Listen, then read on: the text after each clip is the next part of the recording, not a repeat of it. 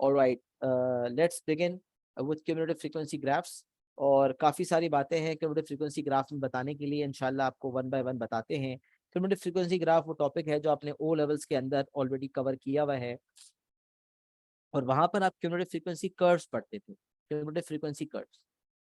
तो यहाँ मैं आपको बताता चलूँ कि यहाँ क्यूमुलेटिव फ्रीक्वेंसी ग्राफ्स का मतलब ये है कि उसमें कर्व भी बन सकता था, और पहले ऐसा होता था कि स्ट्रेट लाइंस भी एक्सेप्ट हुआ करती थी मार्किंग स्कीम, बट अब मार्किंग स्कीम में स्ट्रेट लाइंस एक्सेप्ट नहीं हो रही। अच्छा, मार्किंग स्कीम जो लेटेस्ट पेपर्स करने का ना बड़ा फायदा होता है। पुराने पेपर्स अगर आप देख लोगे तो उसमें वो कहेगा स्ट्रेट लाइन भी एक्सेप्टेबल है, कर्व भी एक्सेप्टेबल है, बट अब लेटेस्ट पेपर्स के अंदर ना वो स्ट्रेट लाइन पे पेनलाइज कर रहा है, सिर्फ और सिर्फ कर्व बनाने की बात करता है। और ओ लेवल्स के अंदर भी आप कर्व ही बनाने की प्रैक्टिस करके आए हुए हैं। तो आप हमेशा याद रखेंगे कि अगर आपको पुरानी किसी मार्किंग स्कीम में स्ट्रेट लाइन का ऑप्शन मिलेगा भी, तो आप ये समझ लें कि अब वो ऑब्सोलेट हो चुकी है बात, अब आपने कर्व बनाना है। तो लेटेस्ट तमाम पेपर्स में आपने कर्व बनाना है, और ओ लेवल्स भी आपको कर्व भी बनवाता था, तो क्यूमुलेटिव फ्रीक्वेंसी में आप कर्व्स बनवाएंगे। The frequency is the number of times an event occurs. ये हमें पता है cumulative frequency is defined as the running total of frequencies. Cumulative का मतलब क्या होता है? What is the meaning of cumulative? हमने पढ़ा है लफ्ज accumulate। अच्छा, मैं एक बात बताता चलूं कि किसी को कोई सवाल अगर है तो वो चैट पे पूछ सकता है, या रेज हैंड करके मुझे माइक ऑन करके भी रेज हैंड भी पूछ सकता है, मैं उसको अनम्यूट करूंगा, वो मुझसे सवाल पूछ सकता है। सही है, मैंने माइक्स म्यूट रखे हुए डिसिप्लिन के लिए। चैट पे सवाल पूछना चाहे पूछ सकते हैं, रेज हैंड करके भी पूछ सकते हैं। रीजन करेंगे, मैं आपको अनम्यूट करूंगा और आप मुझसे पूछ सकते हैं फिर। तो हम बात कर रहे थे कि cumulative frequency is defined as the running total of frequencies. It is the sum of all the previous frequencies up to the current point. It is easily understandable through a cumulative frequency table. हमेशा याद रखें कि जब cumulative frequency curve बनाना है तो सबसे पहली चीज है क्यूमुलेटिव फ्रीक्वेंसी टेबल बनाना। जो नॉर्मल टेबल होता है ना, जो हमें दिया हुआ होता है, जिसमें मार्क्स हैं और नीचे फ्रीक्वेंसीज हैं, या लेंथ इन सेंटीमीटर्स हैं, या वेट इन ग्राम है और फ्रीक्वेंसी है, वो जो टेबल होता है वो कहलाता है फ्रीक्वेंसी टेबल या फ्रीक्वेंसी डिस्ट्रीब्यूशन टेबल। वो फ्रीक्वेंसी डिस्ट्रीब्यूशन हमें दी होती है।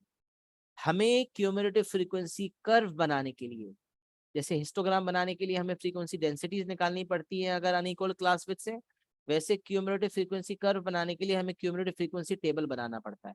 क्यूमुलेटिव का मतलब होता है जमा करना, जैसे एक्यूमुलेट का मतलब जमा करना होता है, और हम इसमें ऐड करते चले जाते हैं फ्रीक्वेंसीज को, और तमाम फ्रीक्वेंसीज को जमा करते हैं।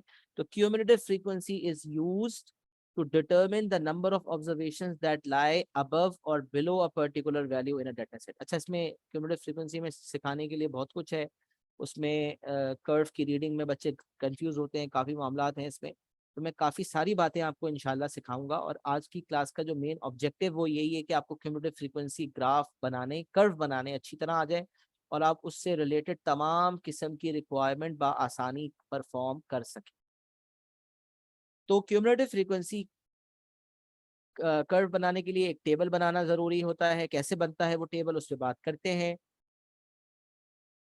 The cumulative frequency is calculated using a frequency distribution table. Frequency distribution table होता है, उसके जरिए cumulative frequency table बनता है, which can be constructed from stem and leaf plots or directly from the data. जो raw data होता है उससे भी frequency distribution table बन जाता है, और अगर stem and leaf diagram या stem and leaf plot बना हुआ है तो उससे भी हम frequency distribution table बना सकते हैं।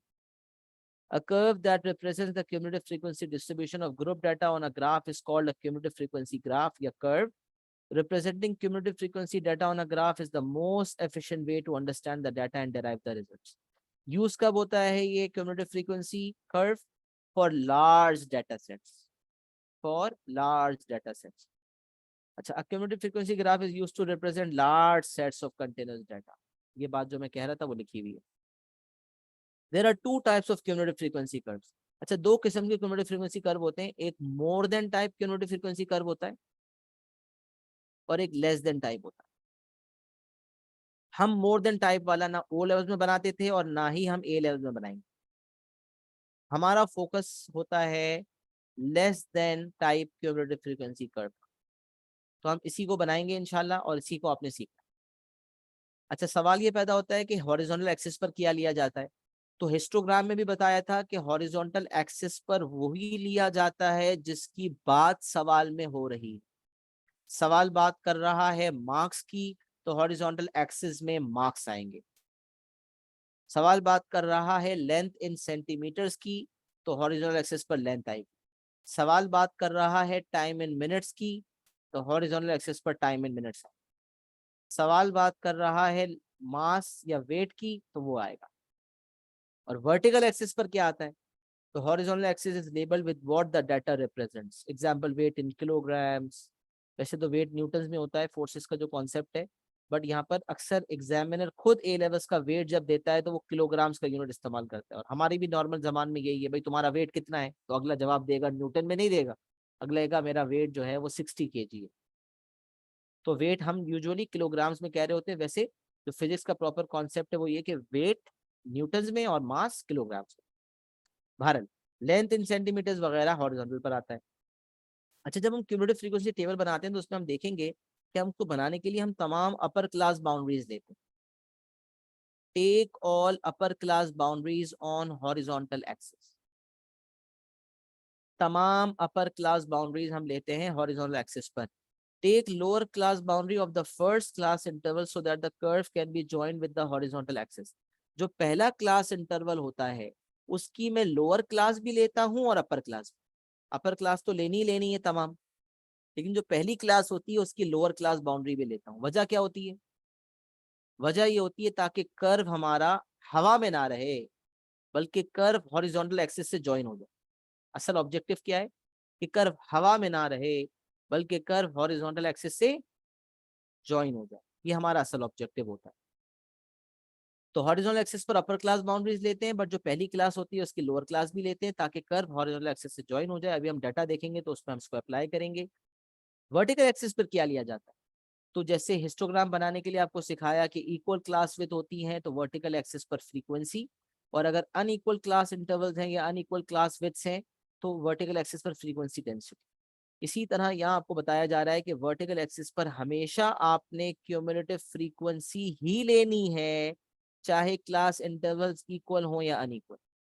ये लफ्ज मैंने इसलिए लिख दिया क्योंकि अक्सर बच्चे सवाल करते हैं, सर हिस्टोग्राम में तो आपने बताया था कि अगर इक्वल क्लास इंटरवल है तो क्या होता है, अनइक्वल क्लास इंटरवल्स हैं तो क्या होता है, यहाँ पर क्या मामला है। अगर यहाँ पर इक्वल क्लास इंटरवल्स हैं तो क्या होगा, अनइक्वल क्लास इंटरवल्स हैं तो क्या होगा, यहाँ पर क्या मामला है। तो यहाँ भाई इक्वल हो या अनइक्वल हो, क्यूमुलेटिव फ्रीक्वेंसी कर्व की जात पर कोई फर्क नहीं पड़ता। क्यूमुलेटिव फ्रीक्वेंसी कर्व पर उसका कोई फर्क नहीं पड़ता। वो हिस्टोग्राम में होता है इक्वल या अनइक्वल का, यहाँ कोई मसला नहीं। इक्वल या अनइक्वल का मसला क्यूमुलेटिव फ्रीक्वेंसी में नहीं है। हर सूरत वर्टिकल एक्सिस पर क्यूमुलेटिव फ्रीक्वेंसी लेनी है। Note, if the data is not continuous first make it continuous by using class boundaries. ये वो पॉइंट है जो आपको हिस्टोग्राम बनाते वक्त भी बताया गया कि अगर आपका डाटा कंटिन्यूअस नहीं है तो आपने अपने डाटा को कंटिन्यूअस बनाना है। तो हमेशा याद रहे, चाहे हिस्टोग्राम बनाना हो चाहे क्यूमुलेटिव फ्रीक्वेंसी कर्व बनाना हो, हमेशा हमें डाटा को कंटिन्यूअस बनाना पड़ेगा। डाटा कंटिन्यूस नहीं है तो उसको कंटिन्यूस बनाना पड़ेगा, हर सूरत उसको कंटिन्यूस बनाना पड़ेगा। If data is not continuous first make it continuous by using class boundary. ये आपका पहला point. Point number 2, whenever we have to draw a cumulative frequency curve we draw a cumulative frequency table first। ये बात मैं पहले ही बता चुका। Third point कह रहा है label the axis for sure else a Mark would be deducted. अच्छा, लेबल करने के साथ हॉरिजॉन्टल पे आपको यूनिट भी लिखना होता है। ये मैंने आपको स्टेम एंड लीफ डायग्राम में बताया कि की के साथ आपने यूनिट देना है। हिस्टोग्राम में बताया कि हॉरिजॉन्टल पे आपने यूनिट देना है। बॉक्स एंड विस्कर प्लॉट बनाया तो मैंने कहा था खाली हॉरिजॉन्टल एक्सिस बनती है और उसमें यूनिट भी होता है।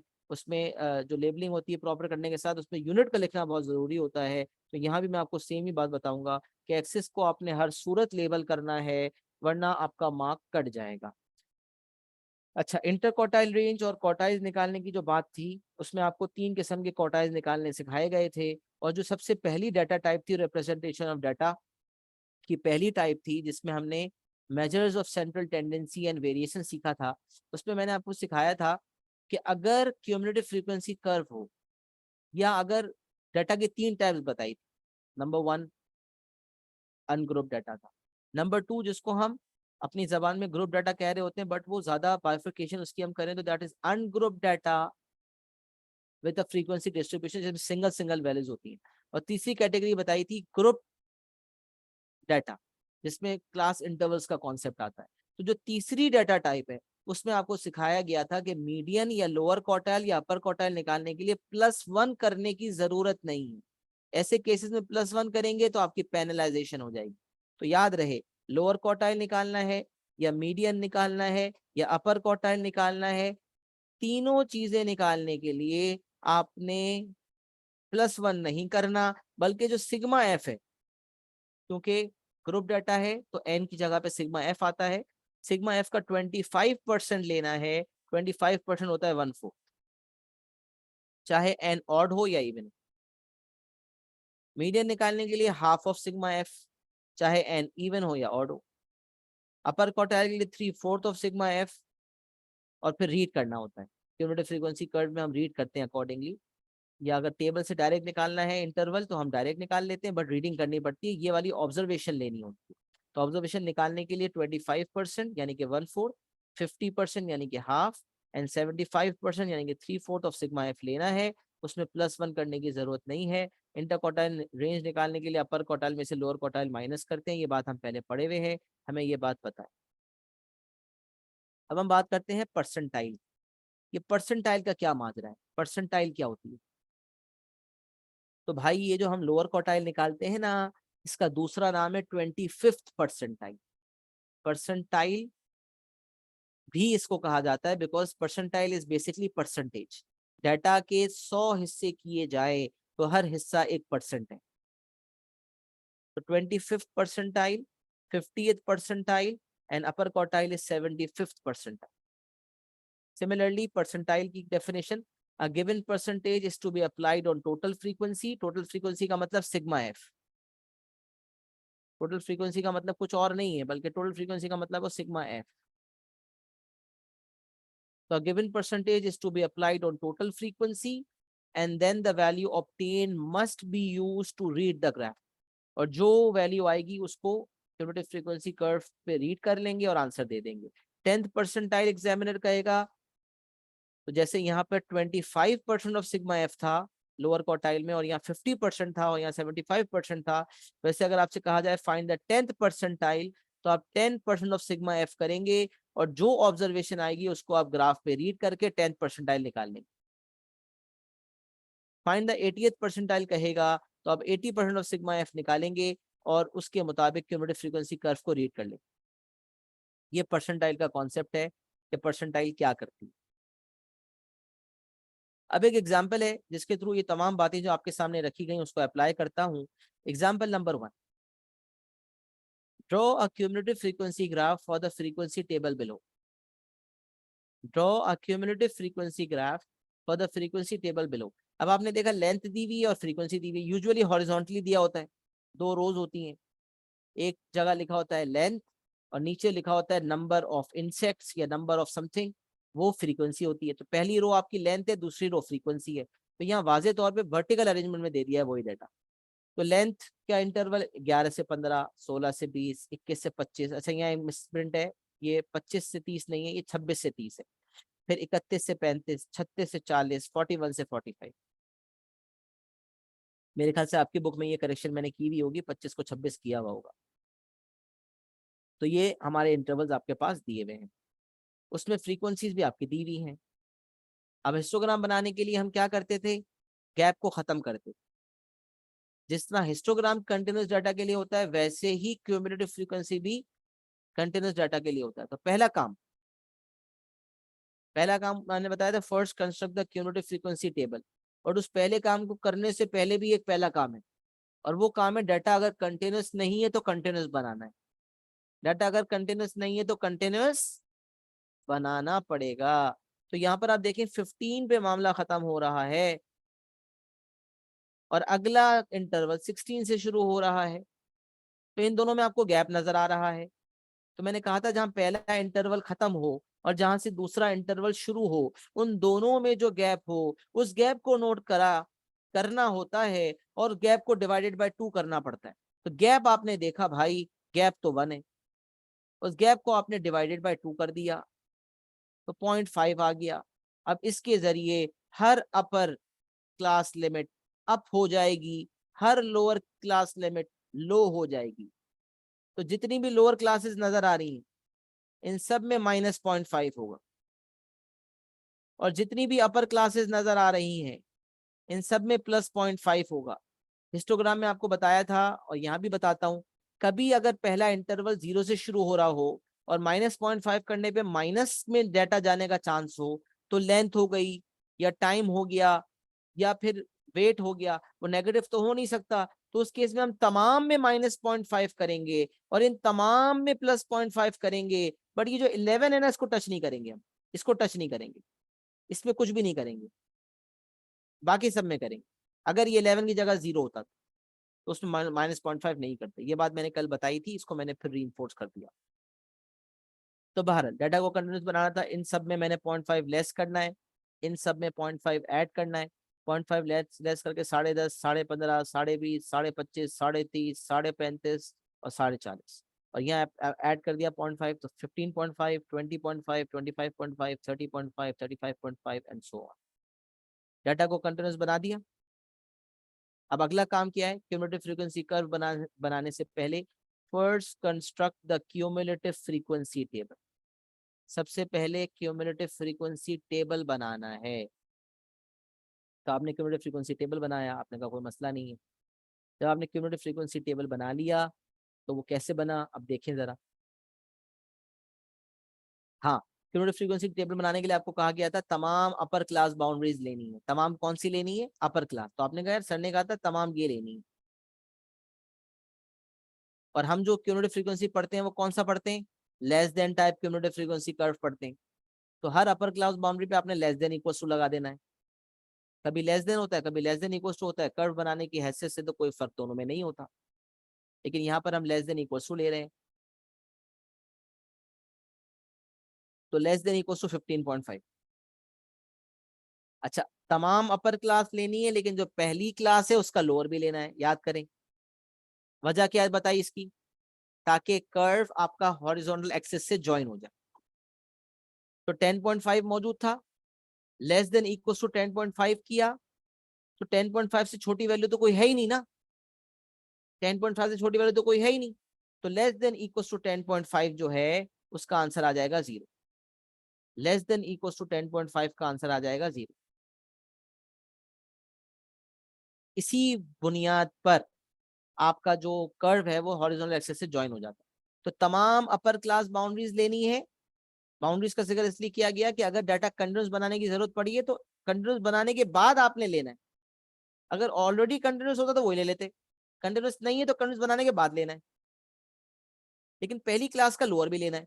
लेस देन इक्वल 10.5 आपने कहा हो ही नहीं सकता। अच्छा, लेस देन इक्वल 15.5 कितनी है, आपने कहा 2, तो आपने लिख दिया 2।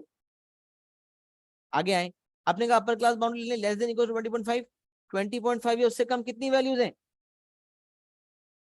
20.5 या उससे कम कितनी वैल्यूज हैं, आपने कहा 4 और 2 6। अब एडिंग शुरू हो गई। क्यूमुलेटिव का मतलब होता है accumulation of frequencies, adding of frequencies. तो 20.5 से कम कितनी है, जो ये 4 हैं ये भी हैं, ये दो ये 2 हैं ये भी हैं, तो 4 और 2 मिला के हो गया 6।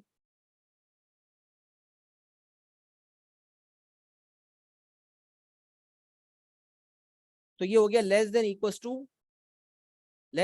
टू 20.5 का आंसर आ गया 2 + 4 6। फिर आगे आए, आपने कहा लेस देन इक्वल 25.5 बता दें, तो आपने कहा इससे कम तो ये सारी की सारी हैं।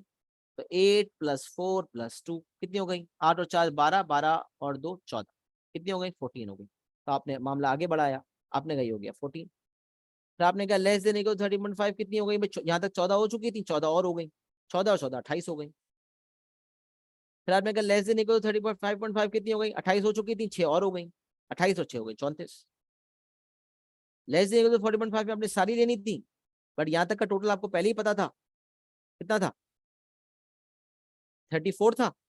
उसमें 4 का और इजाफा हो गया, 38 हो गया। और यहाँ तक लेस देन इक्वल टू 45.5 में आपने सब लेना था, यहाँ तक हो चुका था, 2 और हो गया तो 38 में 2 और ऐड हो गया 40 हो गया। लास्ट क्यूमुलेटिव फ्रीक्वेंसी आपकी वही होगी जितने डाटा की बात हो रही थी। तो सवाल बात कर रहा था 40 इंसेक्ट्स की, 40 इंसेक्ट्स की लेंथ को मेजर किया गया। यहाँ सवाल में लिखा हुआ नहीं है, वैसे यूजुअली एग्जामिनर जो सवाल देता है उसमें लिखा होता है। तो यहाँ आप देखेंगे कि जो लास्ट फिगर होता है ये उतना ही डाटा होता है जिसकी एग्जामिनर बात कर रहा होता है। तो एग्जामिनर टॉकिंग अबाउट 40 इंसेक्ट्स, तो ये कुल मिला के 40 हो जाएगा, तमाम फ्रीक्वेंसीज का सम 40 होगा। तो ये आपका क्यूमुलेटिव फ्रीक्वेंसी टेबल बन गया। क्यूमुलेटिव फ्रीक्वेंसी टेबल बन गया तो समझे कर्व बन गया, क्योंकि क्यूमुलेटिव फ्रीक्वेंसी टेबल ने आपको दे दिए कोऑर्डिनेट्स। उन कोऑर्डिनेट्स को आपने क्यूमुलेटिव फ्रीक्वेंसी, उन कोऑर्डिनेट्स को आपने एक ग्राफ पेपर पे प्लॉट करना है या जो ग्रिड दी हुई है उस पर प्लॉट करना है और कर्व बना देना है। फिर कर्व बनाने की प्रैक्टिस आपकी होनी चाहिए। तो पहला कोऑर्डिनेट 10.5, 0, दूसरा कोऑर्डिनेट 15.5, 2, तीसरा कोऑर्डिनेट 20.5, 6, चौथा कोऑर्डिनेट 25.5, 14, उसके बाद जो कोऑर्डिनेट दैट इज 30.5, 28, 35.5, 34, 40.5, 38 और लास्ट है 45.5, 40। ये तमाम कोऑर्डिनेट्स आपने आपके पास आ गए और ये क्यूमुलेटिव फ्रीक्वेंसी टेबल बनाने की बरकत से आए। तो पहला काम, डाटा अगर कंटिन्यूअस नहीं है तो सबसे पहला काम जो है वो कंटिन्यूअस बनाना है, उसके बाद क्यूमुलेटिव फ्रीक्वेंसी टेबल कंस्ट्रक्ट करना है। बट अगर डाटा ऑलरेडी कंटिन्यूअस है तो फिर सीएफ टेबल बनाना ही आपका पहला काम होगा। टेबल बन गया, कोऑर्डिनेट्स आ गए, कोऑर्डिनेट्स प्लॉट होंगे, स्मूथ कर्व बन जाएगा। 10.5, 0 से शुरुआत होगी, एक स्मूथ कर्व आपका इस तरह का बन। अब देखें इसको प्लॉटिंग की भी है यहाँ पर 10.5, 0, 15.5, 2, 20.5, 6 एंड सो ऑन। ये सारे पॉइंट्स मार्क हुए और एक प्यारा सा क्यूमुलेटिव फ्रीक्वेंसी कर्व बन गया। इस तरह का आपका कर्व बनना है। इसको स्ट्रेट लाइन से आप ज्वाइन नहीं करेंगे, मैंने पहले ही बता दिया, लेटेस्ट पेपर के अंदर ये बिल्कुल एक्सेप्टेड नहीं है। और आपने एक स्मूथ कर्व क्यूमुलेटिव फ्रीक्वेंसी बना लिया जिसकी प्रैक्टिस आप अच्छी तरह से कर सकते हैं। अब ये वो कर्व है जो लेस देन वैल्यूज की बेसिस पर बना है। ये less than type cumulative frequency curve.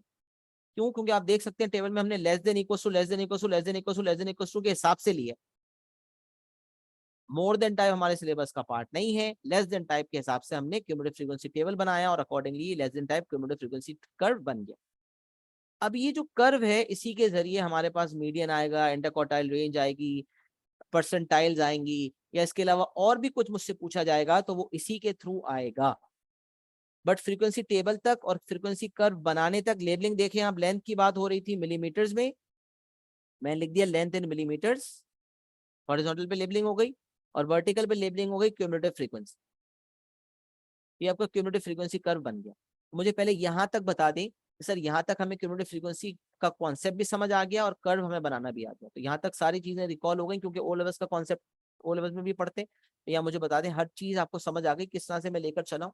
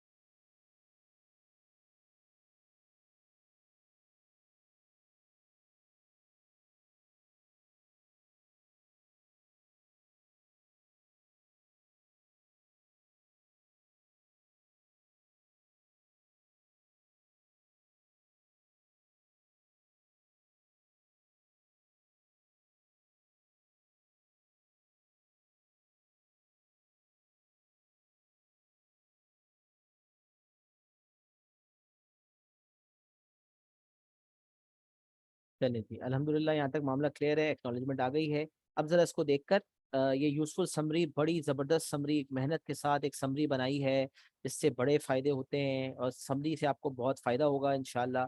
और इसमें कुछ मज़ीद बातें भी आपको बतानी है इंशाल्लाह। तो सबसे पहले मैं आपके सामने रखने जा रहा हूँ, क्यूमुलेटिव फ्रीक्वेंसी में थोड़ी ज़्यादा चीज़ें समझाने के लिए, हिस्टोग्राम में चीज़ें कम है। हिस्टोग्राम में बच्चों को यूजुअली मसला नहीं होता, क्यूमुलेटिव फ्रीक्वेंसी में गड़बड़ करते हैं थोड़ा पढ़ने में, तो इसलिए क्यूमुलेटिव फ्रीक्वेंसी में थोड़ा ध्यान देना है आपको। मैंने कॉन्सेप्ट बारीक बीनी से समझा दिया, मजीद बातें आपको समझाता हूँ इंशाल्लाह। तो सबसे पहले जो है वो आप देख सकते हैं, use your graph to estimate the median and the interquartile range of the length of these insects. तो मीडियन निकालने के लिए आपको क्या हिदायत दी गई, कि half of sigma f, 50% of sigma f. तो सिग्मा एफ आपका 40 था, 40 इंसेक्ट्स थे, हाफ ऑफ 40 किया आपने तो कितना आ गया, 20।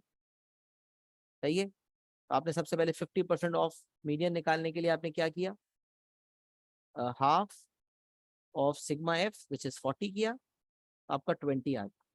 क्या आपका 20 मीडियन है, नहीं, 20th ऑब्जर्वेशन आपकी मीडियन। तो 20th ऑब्जर्वेशन कहाँ से निकालेंगे, टेबल से जब निकालते थे तो मीडियन वैल्यू नहीं आती थी, इंटरवल आता था। बट क्यूमुलेटिव फ्रीक्वेंसी ग्राफ से, क्यूमुलेटिव फ्रीक्वेंसी कर्व से आपके पास मीडियन की वैल्यू आती है। और क्योंकि कर्व एक एस्टिमेट है, एग्जैक्ट तो नहीं बन सकता, लिहाजा हमेशा ऐसे केसेस में आपसे एस्टिमेट ऑफ द मीडियन पूछा जाता है। और इंटरक्वार्टाइल रेंज का भी एस्टिमेट पूछा जाता है, estimate the median and interquartile range. तो उस केस में आपका एस्टिमेशन होती है। तो यहाँ पर आप देख सकते हैं कि आपकी जो एस्टिमेटेड वैल्यू है, जो आपकी एस्टिमेटेड वैल्यू है वो कितनी है। तो आपने कहा सिग्मा एफ का हाफ किया, 50%, 20th ऑब्जर्वेशन आ गई, 20 पे आए, आप रीडिंग की और रीडिंग करके आपके पास आंसर आ गया 26.5, 27.5। अच्छा, मैंने ये ऑलरेडी यहाँ पर लिखा हुआ है। तो मीडियन आपका 50% ऑफ 40 कर लिया, 20 आ गया। ये बेसिकली 20th ऑब्जर्वेशन है। और 20th ऑब्जर्वेशन जब आप रीड करते हो तो 20th ऑब्जर्वेशन जो आपकी रीड होने के बाद आ रही है यहाँ पर, वो आप देख सकते हैं, 26.5, 27.5, 28, 29, 30, है ना, 27.5 हो गया ये। This is 27.5, 27.5 millimetre. तो आपकी मीडियन जो लेंथ है बेसिकली वो है 27.5 मिलीमीटर। सही है जी। तो ये आपकी मीडियन वैल्यू आ गई। अच्छा, आगे हम आ जाते हैं। आपसे पूछा जा रहा है इंटरक्वार्टाइल रेंज निकाल। हाँ, वो मैंने यहाँ के निकाला बनी है, यहाँ निकालता हूँ आपके सामने इंशाल्लाह। तो इंटर क्वार्टर रेंज निकालने के लिए आपने क्या करना है, अपर क्वार्टाइल माइनस लोअर क्वार्टाइल। तो आपने कहा यार सबसे पहले मैं अपर क्वार्टाइल लोअर क्वार्टाइल निकालता हूँ। लोअर क्वार्टाइल निकाला, लोअर क्वार्टाइल इज 25% लिख दें या 1/4 लिख दें, 1/4 ऑफ 40 किया आपने, कितना आंसर आ गया, 10th आ गया। अब 10th नहीं है, 10 नहीं है, 10th ऑब्जर्वेशन। 10th ऑब्जर्वेशन का मतलब यहाँ पर 10 फ्रीक्वेंसी आपने रीड करनी होगी। आप यहाँ आएंगे और यहाँ से आप 10 को रीड कर लेंगे। आपने रीडिंग की और 10 से रीडिंग करने के बाद आपका आंसर आ गया, कितना आया भाई, साढ़े बीस, साढ़े इक्कीस, साढ़े 23। ये 23.5 आ गया, 23.5 मिलीमीटर आ गया। अच्छा, आपने अपर क्वार्टाइल निकालने की कोशिश की, अपर क्वार्टाइल इज 3/4 ऑफ 40। तो आपको कितना आ गया भाई, 30th ऑब्जर्वेशन आ गया। 30th ऑब्जर्वेशन को आपने रीडिंग करने की कोशिश की, आ जाए ग्राफ पे, 30th को रीड करें। आपने 30 को रीडिंग की,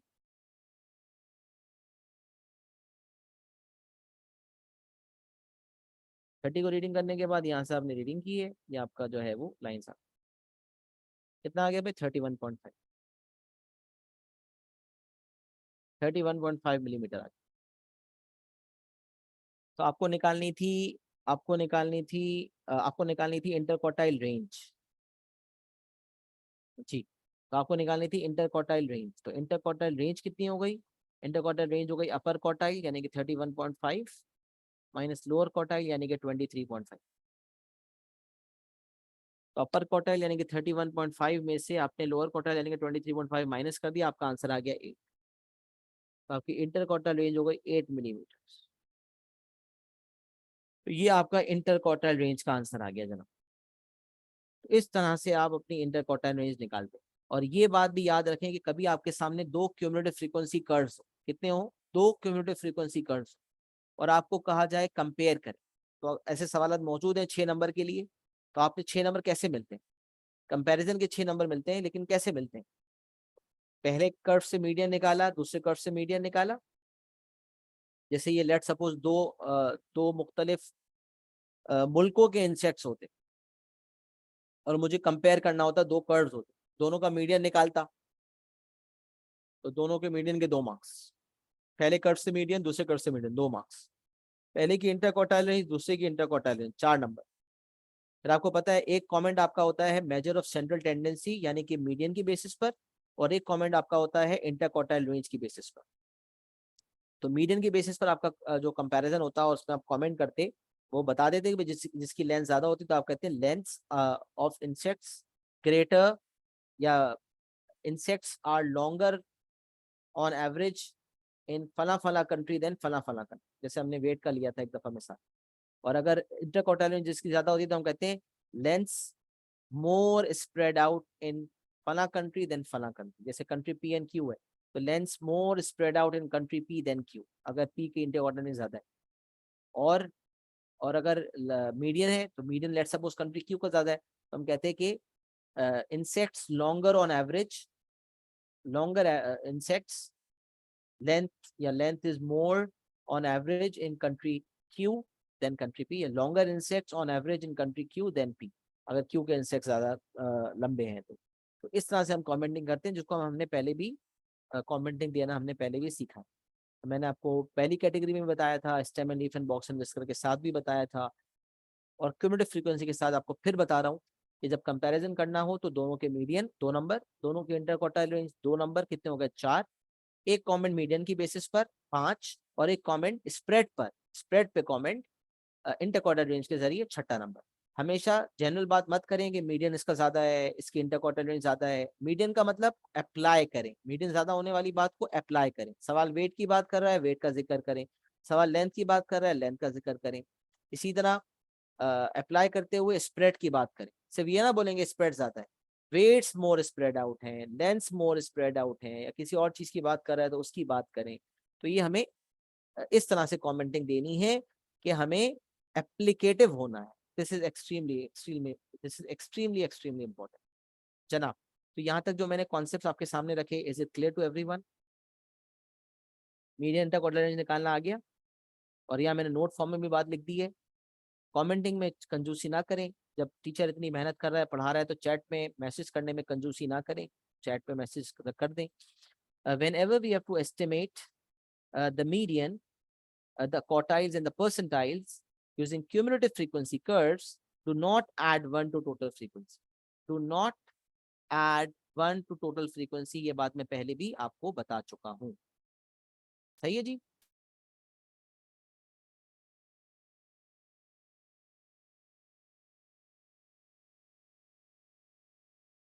सही है जी, क्लियर हो गया, क्लियर है, एक्नॉलेजमेंट दे दें सब। अब आ जाते हैं यूजफुल समरी पे, और फिर एक और एग्जांपल है जो आपके सामने रखना है, फिर है एडवांटेजेस और डिसएडवांटेजेस। तो अब यहाँ देखते हैं useful summary to deal with different types of requirements. ये बड़ी बड़ी अहम समरी जो आपको समझ के अगर आप जहन में बैठा लें तो इसकी मदद से आपका क्यूमुलेटिव फ्रीक्वेंसी कर्व के जो कुछ रिक्वायरमेंट्स आती हैं वो आराम से सॉल्व हो सकती है। ये रिक्वायरमेंट ओ लेवल्स के अंदर भी आती हैं और एएस लेवल S1 के अंदर भी आती हैं, तो इसलिए ये समरी आपको बहुत मदद कर सकती है। कॉन्सेप्ट अगर आपके साथ है तो आप खुद बैठ के सोच सकते हैं, कॉन्सेप्ट साथ नहीं है तो अगर आपके जहन में ये समरी है तो उसकी बेसिस पर, अगर आप कॉन्सेप्ट याद नहीं भी आ रहा तो आप उसकी बेसिस पर कर सकते हैं। बहरहाल कॉन्सेप्ट ज्यादा इंपॉर्टेंट है, रट्टा भूल सकता है इंसान, कॉन्सेप्ट नहीं भूलता, बट फिर भी कुछ लोगों को रट्टा लगाने में ज्यादा मजा आता है और याद कर लेते हैं, तो याद करके बहरहाल आपका काम हो जाएगा। तो हम इसको समझेंगे भी और उसको जहन में भी बिठाएंगे इंशाल्लाह। तो सबसे पहली बात, useful summary to deal with different types of requirements. सबसे पहली लाइन कहती है as per Cambridge Assessment International Education, we have to deal with less than type cumulative frequency curves। ये बात मैंने स्टार्टिंग में बता दी थी कि 2 किस्म के CF कर्व्स होते हैं, एक लेस देन टाइप होता है और एक मोर देन टाइप होता है, और हमारे सिलेबस में लेस देन टाइप। तो अगर हमारा क्यूमुलेटिव फ्रीक्वेंसी टेबल और cumulative frequency curve less than type है, और जो एग्जामिनर आपको रिक्वायरमेंट दे रहा है वो भी लेस देन रिक्वायरमेंट है, ऐसा लेस देन रिक्वायरमेंट में लफ्ज एटमोस्ट भी आ जाता है। मिसाल देता हूँ, मैं एक बच्चे से पूछता हूँ बेटा तुम कितनी पढ़ाई करते हो, सर एट मोस्ट 2 घंटे, एट मोस्ट 2 आवर्स। इसका मतलब क्या है? सर बहुत भी तीर मार लिया ना मैंने तो मैं 2 घंटे से ज्यादा नहीं पढ़ता, एट मोस्ट ज्यादा से ज्यादा 2 घंटे पढ़ता हूँ।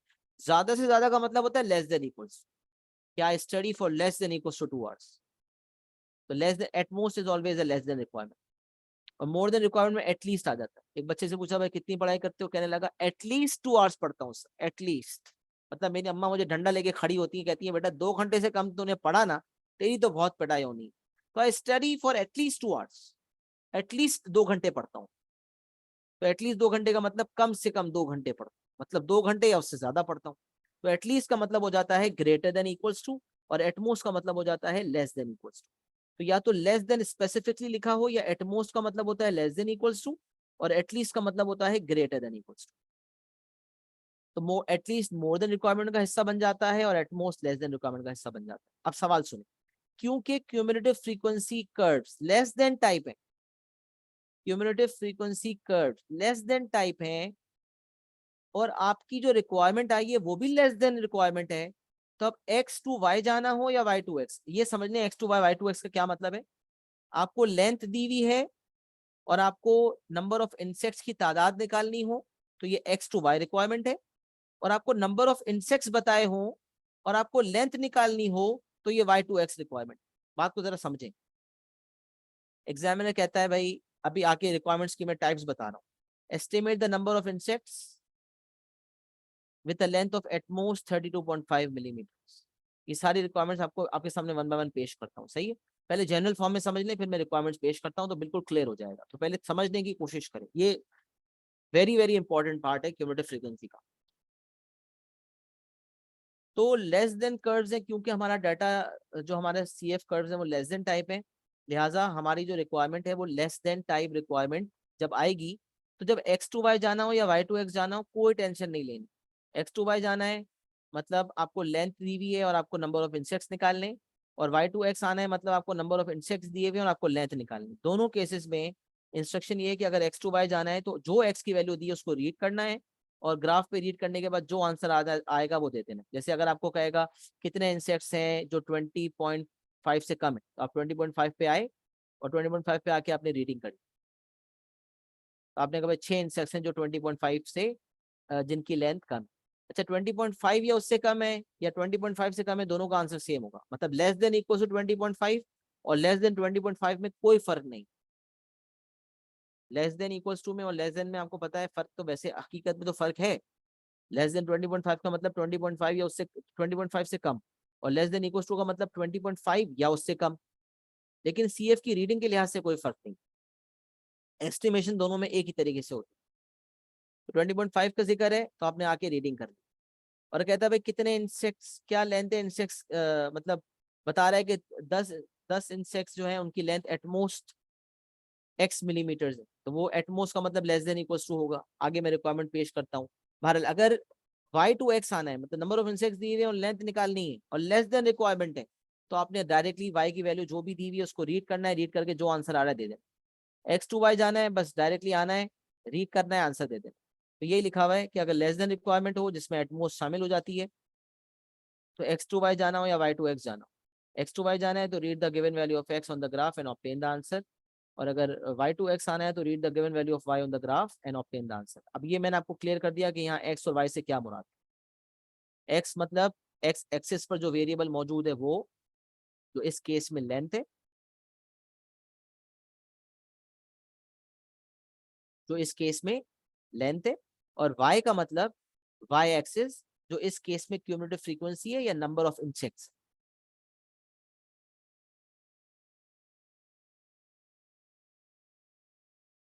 तो ये बात हमेशा आप याद रखें कि एक्स टू वाई और वाई टू एक्स का क्या मतलब है, सही है। अच्छा अब मोर देन रिक्वायरमेंट की बात करते हैं।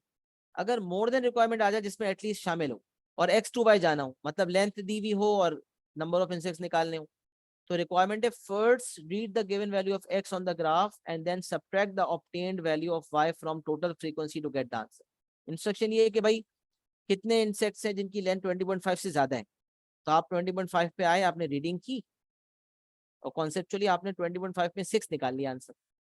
आपने कहा 20.5 में 6 आंसर आ रहा है, मतलब 6 इंसेक्ट्स ऐसे जिसकी लेंथ 20.5 से कम है।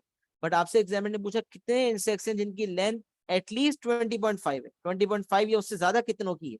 तो आपने कहा कुल मिला के इंसेक्ट्स कितने हैं? 40, और लेस देन का आंसर आ रहा है 6, तो आपने 40 में से 6 को माइनस किया, आपका आंसर आ गया 34। टोटल आपके इंसेक्ट्स 40 थे, तो जो 6 आपका आंसर आया था उसको आपने 40 से माइनस करना था, तब जाके आपका फाइनल आंसर आता। तो ये इंस्ट्रक्शन है कि अगर मोर देन रिक्वायरमेंट है जिसमें एटलीस्ट शामिल हो जाता है, तो first read the given value of x, x की वैल्यू को रीड किया, 6 आ गया, and then subtract the obtain value of y from total frequency, 6 को 40 से माइनस किया, 34 आ गया, to obtain the final answer, to get the answer. This is the strategy. X to y जाना है, मोर देन रिक्वायरमेंट है, x to y जाना है, first read and then subtract from total. और वाई टू एक्स आना है, Y to x आना है, मतलब नंबर ऑफ इंसेक्ट्स की तादाद पता है और लेंथ नहीं पता, और मोर देन रिक्वायरमेंट है, और मोर देन रिक्वायरमेंट है। अल्फाज नीचे रिक्वायरमेंट में आ रहे हैं ताकि आपको क्लैरिटी आ जाए।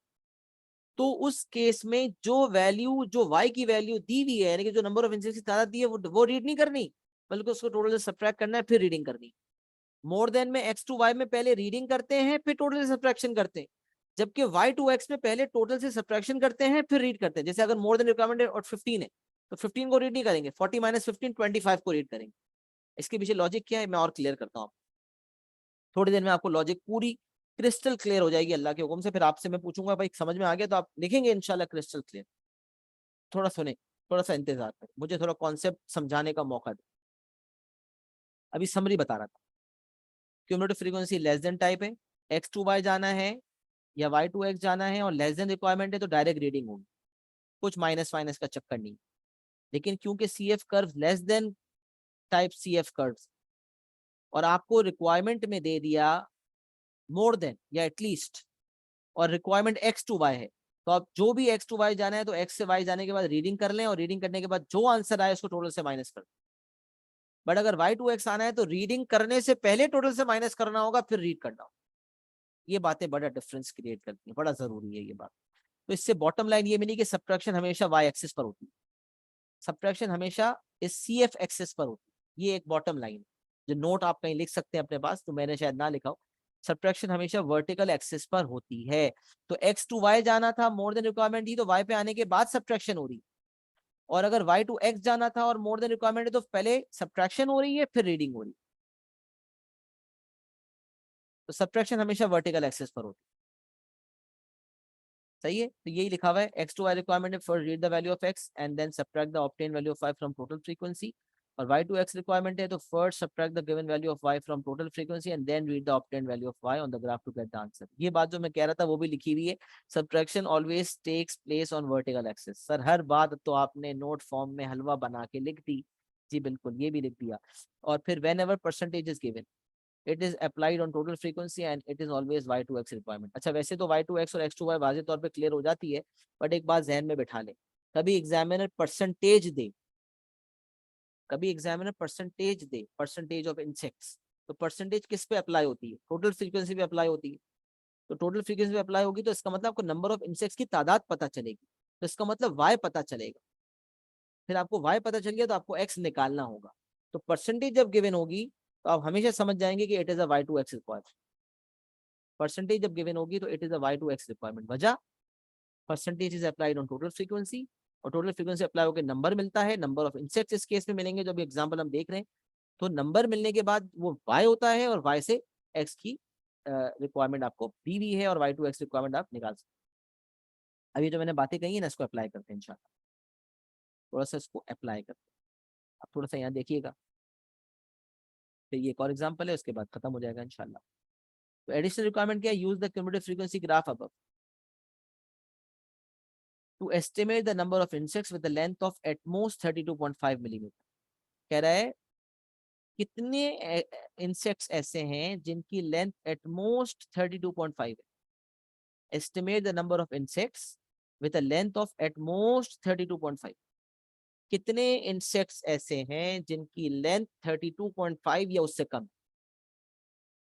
तो आप देखेंगे लेस देन रिक्वायरमेंट है, तो आप क्या करोगे? ऊपर जाओगे। अच्छा, लेस देन रिक्वायरमेंट, दो चीजें देखनी होती है, लेस देन रिक्वायरमेंट है या मोर देन, और दूसरा एक्स टू वाई रिक्वायरमेंट है या वाई टू एक्स। तो क्योंकि आपको लेंथ दी हुई है और आपको नंबर ऑफ इंसेक्ट्स निकालने, तो it's x to y requirement. This is the x2y requirement and this is at most की वजह से this is less than equals to. तो जब लेस देन रिक्वायरमेंट हो, x2y हो या y2x हो, रीड डायरेक्ट, रीड डायरेक्ट, गए और रीड कर ली। मैं इसको बैक कर देता हूँ ताकि सारे मामला सामने आ जाए।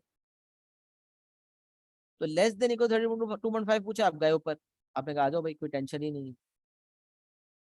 32.5 को आपने रीडिंग की, 32.5 पे आपने रीडिंग की और रीडिंग करके आपको आंसर मिल गया 31। क्या आंसर मिल गया भाई? 31 मिल गया। तो आपने 31 इंसेक्ट्स आंसर दे दिया। जो रीडिंग करके मिला है ना, वही आपने आंसर के तौर पे पेश कर दिया। सर कोई माइनस नहीं करना? नहीं बेटा, माइनस इसलिए नहीं करना क्योंकि एटमोस्ट है, लेस देन रिक्वायरमेंट है तो माइनस नहीं होती लेस देन रिक्वायरमेंट। अच्छा, अगला पार्ट देखें। Estimate the number of insects with the length of at least 32.5 millimetre. At most 32.5 का मतलब लेस देन इक्वल 32.5, और एटलीस्ट 32.5 का मतलब ग्रेटर देन इक्वल 32.5। अब देखें ये दोनों requirement x to y requirement, x दिया हुआ है, लेंथ दी हुई है और नंबर ऑफ इंसेक्ट्स निकालने। पहली वाली रिक्वायरमेंट एक्स टू वाई होने के साथ साथ लेस देन रिक्वायरमेंट भी है, जबकि पार्ट बी जो है वो एक्स टू वाई होने के साथ साथ एटलीस्ट की रिक्वायरमेंट है, मतलब ग्रेटर देन रिक्वायरमेंट है। और ग्रेटर देन रिक्वायरमेंट का मसला ये होता है कि जो भी एक्स की वैल्यू होती है उसको पहले रीड करते हैं और रीड करने के बाद टोटल फ्रीक्वेंसी से माइनस करना पड़ता है। तो एटमोस्ट 32.5 में आपने जब रीडिंग की, आपका आंसर 31 आया, आपने डायरेक्ट आंसर के तौर पे पेश कर दिया। बट जब एटलीस्ट 32.5 आया तो आपने 32.5 में जाके रीडिंग की, आपका आंसर 31 आया, बट फाइनल आंसर आपने 31 नहीं दिया, क्योंकि 31 तो वो होंगे जो 32.5 या उससे कम होंगे, क्योंकि सीएफ कर्व लेस देन की बेसिस पर बनाए तो वो आंसर भी लेस देन का देगा। 32.5 पढ़ने पे आपका आंसर 31 आया, वो लेस देन के हिसाब से कि भाई इतने इंसेक्ट तो 32.5 से कम लेंथ रख, तो ज्यादा वाले कितने, तो 40 में से माइनस करके 9 इंसेक्ट्स। मैंने आपको बता दिया, लेस देन हो या लेस देन इक्वल टू एक बात है, ग्रेटर देन हो ग्रेटर देन इक्वल टू हो एक बात। मतलब यहाँ अगर लेस देन 32.5 भी पूछता तो भी आंसर 31 ही आता, यहाँ ग्रेटर देन 32.5 पूछता तो भी आंसर 9 ही आता। मतलब इक्वालिटी होने से कोई फर्क नहीं पड़ रहा, लेस देन है या लेस देन इक्वल टू, इन दोनों में एक बात है, ग्रेटर देन है ग्रेटर देन इक्वल टू में एक बात है। मैंने आपको बता दिया ये एस्टिमेशन है और इक्वल टू का क्यूमुलेटिव फ्रीक्वेंसी के अंदर कोई फर्क नहीं पड़ता, आपका आंसर दोनों केस सारे केसेस के अंदर सेम आता है। जनाब, क्या बात समझ आ रही है जो मैं कहने की कोशिश कर रहा हूँ? Is it clear to everyone? Are you getting it?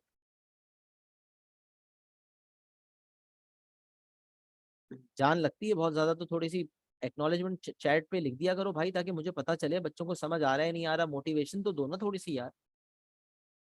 पता है ऑनलाइन क्लास के अंदर टीचर जान लगा रहा है, वन साइडेड गुफ्तगू चल रही है, कम से कम हाँ ना में जवाब तो दो। कम से कम इतना तो बच्चा कर सकता है ना कि बता दे यार फीडबैक, समझ आ रहा है नहीं आ रहा है, क्या मसला है सर, अच्छा समझ आ रहा है नहीं आ रहा है, क्या है क्या नहीं है, मामला तो बताएं कम से कम। पता तो चले कि सो नहीं रहे, इंसानों को पढ़ा रहा हूँ, भूतों को नहीं पढ़ा रहा हूँ भाई।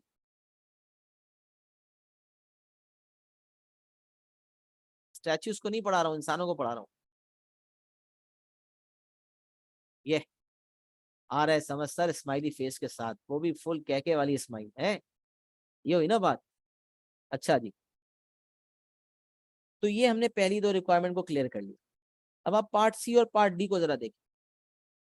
30% of the insects have a length of at most x millimetres. अब आपको देखें परसेंटेज दी हुई है, तो आपको बताया था कि जब परसेंटेज दी हुई हो तो परसेंटेज दी हुई होने का मतलब है आपको वाई दिया हुआ है और आपको एक्स निकालना है। और क्योंकि परसेंटेज हमेशा टोटल फ्रीक्वेंसी पे अप्लाई होती है, तो 30% of insects have a length of at most x millimetre, length निकालनी है, it is a y to x requirement. और क्योंकि लेंथ जो है वो लेस देन इक्वल्स टू है, तो इसका मतलब आप समझ गए कि 30% इंसेक्ट्स ऐसे हैं जिनकी length less than equals to x, less than equals to x वाले 30% है। तो क्योंकि ये वाई टू एक्स रिक्वायरमेंट है और लेस देन है, तो कोई टेंशन नहीं लेनी, डायरेक्ट रीडिंग होगी। आपने 30% ऑफ 40 निकाला, आपका आंसर आ गया 12।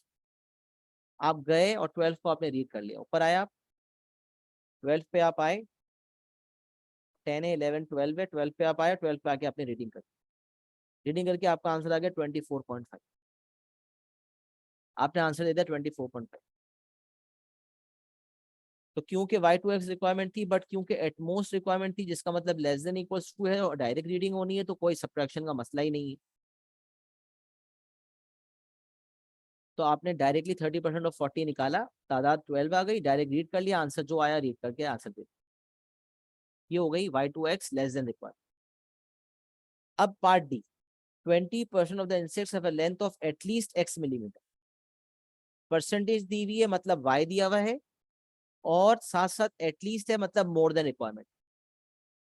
तो y2x रिक्वायरमेंट है और मोर देन रिक्वायरमेंट है, इसका मतलब ये है कि आपको पहले सब्ट्रैक्शन करनी होगी वर्टिकल एक्सिस पर, फिर आप रीड करो। तो आपने कहा 20% ऑफ 40 निकाला, 8 आया। लेस देन रिक्वायरमेंट में आप इस 8 को डायरेक्ट रीड कर लेते, बट मोर देन रिक्वायरमेंट में आपने इस 8 को पहले 40 से टोटल फ्रीक्वेंसी से माइनस करना है, 32 आ गया, और फिर इस 32 को रीड करके आपने आंसर दिया। तो 20% ऑफ 48 आया, 8 को रीड नहीं करना, 32 को रीड करना है। तो मैं यहाँ 8 को रीड नहीं करूंगा, ये रीडिंग मुझे नहीं करनी। मैं 38 को 40 से माइनस करके 32 की रीडिंग करूंगा। जब मैं 32 को यहाँ रीड करूंगा, तो 32 को रीड करने के बाद मेरा जो आंसर आएगा वो आएगा 31, 32, 33.5। तो मेरा आंसर आ गया 33.5। It is 33.5 millimetre. अच्छा, कॉन्सेप्ट क्या है जरा देखें। एग्जामिनर कह रहा है कि greater than equals to x millimetre वाले 20% है। तो मुझे पता चल जाएगा कि लेस देन या less than equal to x वाले जो हैं, मैंने बताया ना लेस देन या लेस देन इक्वल टू में कोई फर्क नहीं है। तो मैं अगर ग्रेटर देन इक्वल टू को ऑपोजिट करूं, तो real opposite is less then, तो मैं लेस देन कर रहा हूँ। बट लेस देन एक्स हो या less than equal to x हो, बात एक होती है। तो बताने का मकसद greater than equal to x conceptual concept समझा रहा हूँ। रट्टा तो मार लिया कि y2x रिक्वायरमेंट मोर देन है, पहले टोटल से सब्ट्रैक्ट किया, पहले निकाल लिया, टोटल से सब्ट्रैक्ट किया, जो आंसर आया उसको रीड कर लिया, रट्टा याद हो गया। अब कॉन्सेप्ट क्या है देखें। Greater than equals to x millimetre वाले 20% है, तो less than equals to x या लेस देन एक्स मिलीमीटर वाले कितने लोग होंगे, कितने इंसेक्ट्स होंगे? आपने कहा 80%। तो आपने मोर देन रिक्वायरमेंट को लेस देन रिक्वायरमेंट में तब्दील कर दिया। जब मोर देन रिक्वायरमेंट लेस देन में तब्दील हो गई, तो 80% जो है वो 40 का कितना होता है? 32 होता है। 80% ऑफ 40 करके 32 आ गया। मोर देन रिक्वायरमेंट को लेस देन में तब्दील करके जो आपका परसेंटेज लगा के आंसर आया उसको रीड कर लिया। तो greater than equal to x वाले 20% है, तो लेस देन एक्स वाले कितने परसेंट होंगे? आपने कहा 80%। 80% मतलब 32। 32 को आपने रीड किया 32.5। तो ये आपकी तमाम एडिशनल रिक्वायरमेंट्स जो आती हैं, ये चारों रिक्वायरमेंट्स मैंने दी हैं, लेकिन चार नहीं आती, इनमें से कोई एक ही आती। बहुत कर लो तो दो आ जाएंगी, वैसे तो एक ही होती है। और आपने जब वो एक देनी होती है, तो आप कैसे देते हैं, ये एक समझने की बात। तो मुझे जरा बताएं कि ये बात आपको समझ आ रही है? बस ये गुफ्तगू इंशाल्लाह हमारी अगले 10 मिनट में अल्लाह के हुक्म से खत्म हो जाएगी। यहाँ तक एडिशनल रिक्वायरमेंट सारी क्लियर है सबको? और जो यूजफुल समरी मैंने लिखवाई है, ये प्रॉपर जो नोट्स में लिखी हुई है, ये यूजफुल समरी क्लियर हो गई। और यूजफुल समरी के बाद ये चारों पॉइंट समझ आ गए। अब क्यूमुलेटिव फ्रीक्वेंसी में किसी भी तरह वो आपसे पूछेगा, तो आपको रीडिंग करना समझ आ गई? चलिए अल्हम्दुलिल्लाह, thank you for the feedback. Okay. अच्छा, अब यहाँ मैं थोड़ा सा क्लियर करता हूँ उसको थोड़ी देर के लिए, और मैं थोड़ी सी चीज समझाना चाहता हूँ। ये एक किस्म का सवाल है जो बहुत ज्यादा आता है, और आप मैं चाहता हूँ कि आप उसको देखें। तो एग्जाम्पल नंबर 2 है, 160 candidates took an examination, the mark distribution produce the following information. अब ये नॉर्मली CF टेबल आप बना लेते हैं जब आपके पास फ्रीक्वेंसी डिस्ट्रीब्यूशन का टेबल होता है, तो उससे आप क्यूमुलेटिव फ्रीक्वेंसी का टेबल बनाते हैं, और CF टेबल बनाने के बाद RCF कर्व बना लेते हैं कोऑर्डिनेट्स फॉर्म। बट ये एक ऐसी डेटा की टाइप है जिसके अंदर टेबल नहीं होते, और आपने इसकी बेसिस पर CF कर्व बनाना होता है। तो ये एक ऐसा एग्जाम्पल है जो कि डिफरेंट एग्जाम्पल है, जिसमें बच्चे अक्सर कंफ्यूज हो जाते हैं। तो अगर आपने ये कभी नहीं देखा हो और एग्जाम में डायरेक्टली आ जाए, तो चांसेस हैं कि आप शायद कंफ्यूज हो जाएं। तो उस कंफ्यूजन से बचने के लिए मैं ये एग्जाम्पल को आपके नोट्स का पार्ट बना दिया। तो आइए इस एग्जाम्पल को सॉल्व करते हैं। 160 candidates took an examination, the mark distribution produce the following information, the median mark was 39, the median mark was 39. The interquartile range was 23 marks. Median 39 है, इंटर क्वार्टाइल रेंज 23 मार्क्स है, lower quartile 27 marks है, highest mark 68 है और lowest mark है 6। और आपको कह रहा है draw a cumulative frequency graph on the grid below to represent the results. क्या करोगे? तो आपको फौरन रिकॉल करना है कि मीडियन का मतलब होता है 50%। तो 160 का 50% कितना हो गया? 80। तो सोचो मीडियन अगर निकालना होता तो कैसे निकालते थे?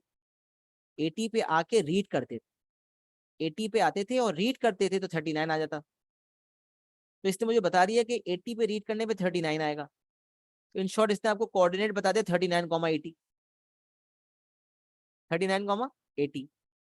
इसी तरह इसने आपको इंटर क्वार्टाइल रेंज बताई, तो आपने कहा IQR is equal to upper quartile minus lower quartile.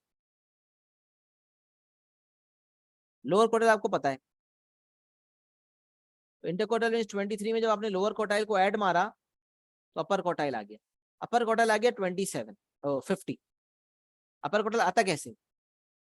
Upper quartile 50 आ गया, आता कैसे? 75% लगा के आता है। तो 160 का 75% 120 आता है। आपने कहा 120 पे रीडिंग करने पे आंसर 50 आ रहा है। आपने कहा चलो एक और कोऑर्डिनेट आ गया 50,120। लोअर क्वार्टाइल 27 है, आता कैसे? 25% ऑफ 160 जो कि 40 है। 40 को रीड करने पे 27 आ रहा है।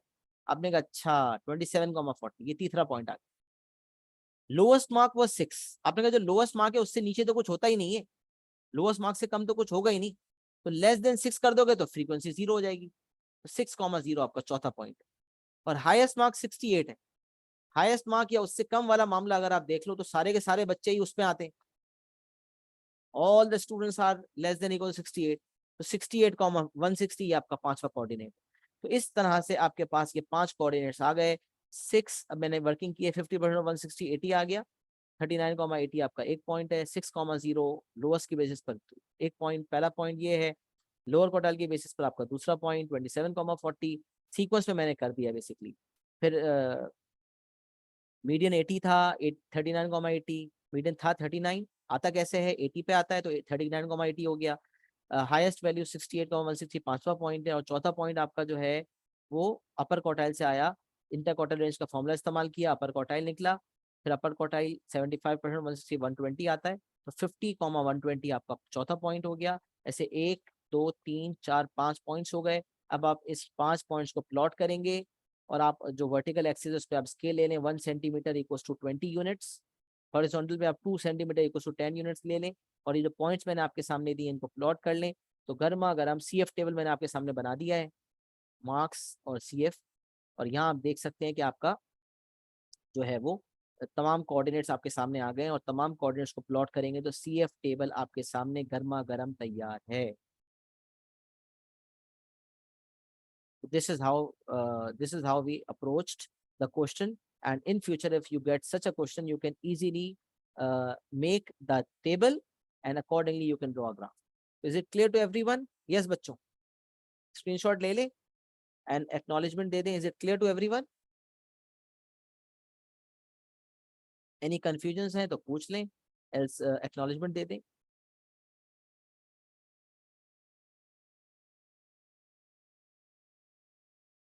Okay great. अच्छा, advantages of CF curves क्या है भाई? कब यूज होता है CF curve? और लार्ज सेट्स ऑफ डाटा इस्तेमाल होता है, ये इसका एडवांटेज है। It shows the shape of the distribution. ये एडवांटेज आपको हिस्टोग्राम में मिलेगा, यहाँ भी मिल जाता है। It shows the shape of the distribution, shape का अंदाजा हो जाता है। कैसे पता चल जाता है भाई? CF कर्व यूं जाके यूं जा रहा है, डाटा मतलब काफी फैला हुआ है। अच्छा, यहाँ यूं स्टीप जाता हुआ अचानक यूं हो जाता है, तो इसका मतलब ये मीडियन के लेफ्ट वाली वैल्यूज करीब है और राइट वाली दूर है। तो वो जो स्क्यूनेस वाली बात मैंने आपको पहले भी बताई थी। तो बहरहाल ये एक मार्किंग स्कीम में आप डायरेक्टली लॉजिकल लंबा चौड़ा डिटेल्ड आंसर नहीं देखेंगे। It shows the shape of the distribution, this is one of the advantage. तो मार्किंग स्कीम से भी हम देखते हैं वो सारे आपके सामने रखती हैं। तो it is use for large sets of data, it shows the shape of the distribution. इसका फायदा क्या है? It can be easily used to estimate the median, the quartiles and the interquartile range. आप देख सकते हैं कितनी आसानी से क्यूमुलेटिव फ्रीक्वेंसी के थ्रू हम वैल्यूज एस्टिमेट कर सकते हैं। जो टेबल होता है उसमें हम मीडियन इंटरवल जरूर निकाल सकते हैं टेबल से, बट मीडियन वैल्यू एस्टिमेट करने के लिए CF कर्व का इस्तेमाल होता है। तो ग्रुप डाटा की मीडियन वैल्यू निकालने के लिए, एस्टिमेट करने के लिए हम CF कर्व बहुत आसानी से यूज कर सकते हैं। It can be used to estimate the number of data values that lie below or above a given value of the variable. भाई वेरिएबल की वैल्यू उससे नीचे कितनी वैल्यूज हैं, उससे ऊपर कितनी वैल्यूज हैं, जो ये वाली रिक्वायरमेंट हम करते हैं x2y वाली, तो भाई 32.5 से नीचे कितनी है, 32.5 से ऊपर कितनी है, आसानी से हमें ये बता देता है। तो ये चौथा पॉइंट उन्हीं समरी की बेसिस पर है कि it can be used to estimate the number of data values that lie below और अबव अ गिवन वैल्यू। अच्छा, एक और बात, it shows the running total of frequencies from the lowest interval up to the current value. Basically जिस value पे जाके हम reading करते हैं उस वक्त तक जो टोटल फ्रीक्वेंसी का चल रहा है वो हमें पता चल जाता है, क्योंकि cumulative frequency is the running total of the frequency. वही जो सीएफ की अपनी पहचान है। डिसएडवांटेज क्या है, it is quite difficult to compare the frequencies of each data group. CF frequency, cumulative frequency में फ्रीक्वेंसी का अंदाजा नहीं हो रहा होता, तो अगर हमें हर डाटा ग्रुप की फ्रीक्वेंसीज को कंपेयर करना है तो पहले फ्रीक्वेंसीज निकालनी पड़ेंगी, जो एक लंबा काम है। तो ये डिफिकल्टी इसमें क्रिएट हो जाती है भारत। तो आपके सामने ये डिसएडवांटेज है, it is quite difficult to compare the frequencies. ये एडवांटेज डिसएडवांटेजेस याद करने से बेनिफिट ये होता है कि कभी इक्का दुक्का मार्क के आपके एडवांटेज डिसएडवांटेजेस आते हैं तो आप आराम से डील कर सकते हैं। It is quite difficult to estimate the mean and standard deviation. जब तक आपके पास फ्रीक्वेंसी डिस्ट्रीब्यूशन टेबल नहीं होगा, आप मीन और स्टैंडर्ड डेविएशन कैसे निकाल सकते हो? तो सीएफ कर्व के जरिए पहले फ्रीक्वेंसी टेबल बनाना, फिर फ्रीक्वेंसी टेबल के जरिए मीन मीडियन निकालना, मीन और स्टैंडर्ड डेविएशन निकालना, it's a very time consuming process. तो इसीलिए लिखा है it is quite difficult to estimate the mean and standard deviation. हाँ भाई, मीडियन का और इंटरक्वार्टाइल रेंज का तो मास्टर है। तभी मैं कहता हूँ ना, सीएफ कर्व में जब कंपैरिजन आ जाए, एक से ज्यादा सीएफ कर्व्स आ जाए, तो we find the median rather than mean as a measure of central tendency, and we find interquartile range rather than standard deviation as a measure of central tendency. Why? Because finding the mean and standard deviation in such a case is very difficult. Some of the information in the original data set is lost when the data values are assembled into a group frequency table. यह disadvantage तो आपको हर जगह histogram में मिलेगा कि भाई आपको data आप ग्रुप फ्रीक्वेंसी टेबल में जब करते हो तो डाटा वैल्यूज लॉस्ट हो जाती है, हमें पता ही नहीं एक्चुअल वैल्यू क्या है। So as a result, for values for the median and quartiles are estimates rather than exact values. बड़ी तारीफें कर रहे थे भाई, एस्टिमेट हो जाता है, मीडियन क्वार्टाइल्स निकल जाते हैं, इंटर क्वार्टाइल रेंज निकल जाता है। बट डिसएडवांटेज क्या है कि क्योंकि असेंबलिंग इनटू ग्रुप्स है और ग्रुप फ्रीक्वेंसी टेबल बनता है, लिहाजा काफी वैल्यूज डाटा लॉस हो जाता है, जिसकी वजह से जो मीडियन और क्वार्टाइल्स की वैल्यूज हैं वो एग्जैक्ट नहीं है बल्कि वो एस्टिमेट्स हैं। बहरहाल ये मैं से विजिट कर लिया, बाकी आपको इंशाल्लाह अपने जहन में बिठाना है, ये पॉइंट्स याद करने, ताकि एग्जाम में कभी किसी भी कैटेगरी का एडवांटेज डिसएडवांटेज आएगा, चाहे वो हिस्टोग्राम हो, चाहे वो स्टेम एंड लीफ हो, चाहे वो बॉक्स एंड विस्कर हो, आप आराम से इंशाल्लाह देने की पोजीशन में होंगे। इसके साथ हमने सीएफ की एक्सप्लेनेशन का अल्हम्दुलिल्लाह इख्तिताम कर लिया है।